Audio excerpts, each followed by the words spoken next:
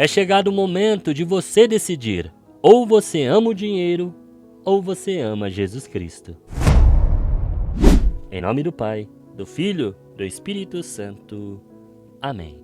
Amados irmãos e irmãs, que a graça e a paz de nosso Senhor Jesus Cristo e a fé de nossa Mãe estejam conosco.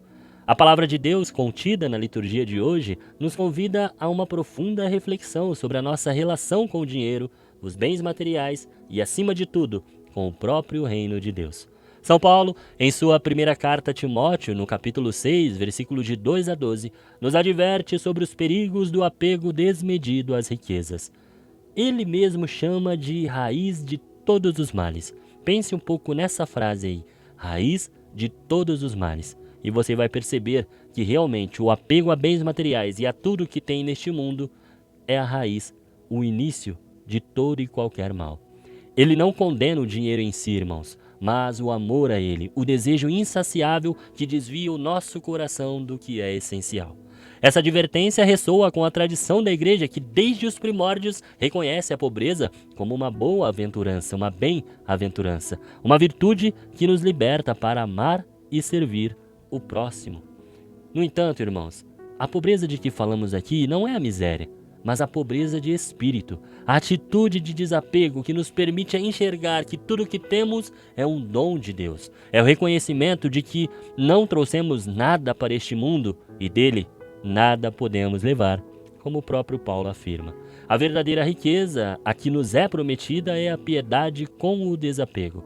Isso nos convida a uma perspectiva escatológica. Nossa vida terrena é um caminho para a vida eterna.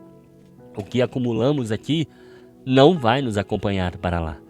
O que investimos no amor, na caridade, na justiça, isso sim nos prepara para o reino.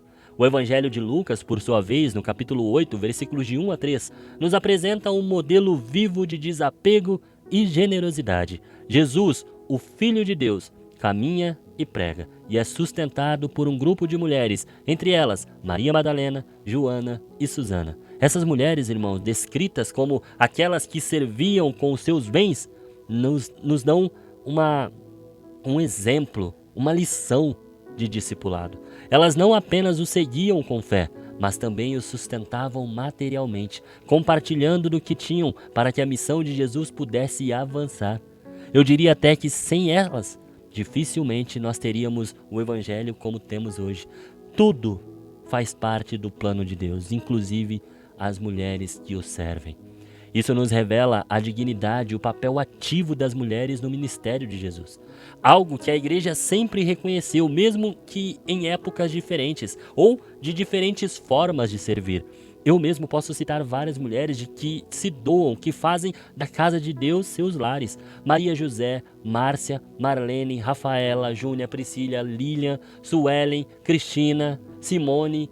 Todas elas têm seus trabalhos e mesmo assim se doam para manter o corpo místico de Cristo, que é a igreja.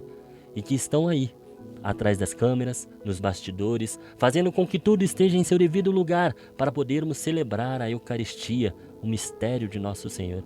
Entre tantas outras mulheres, irmãos, que nos mostram que a verdadeira riqueza está aqui dentro, sendo completamente tomada pela graça divina de nosso Senhor. Mulheres que acompanharam Jesus em seu tempo encarnado são exemplos para que mulheres do nosso tempo sejam instrumentos para o reino de Deus.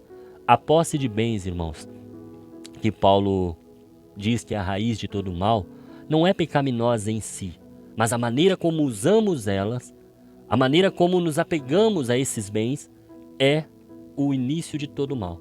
E é isso que pode nos afastar de Deus.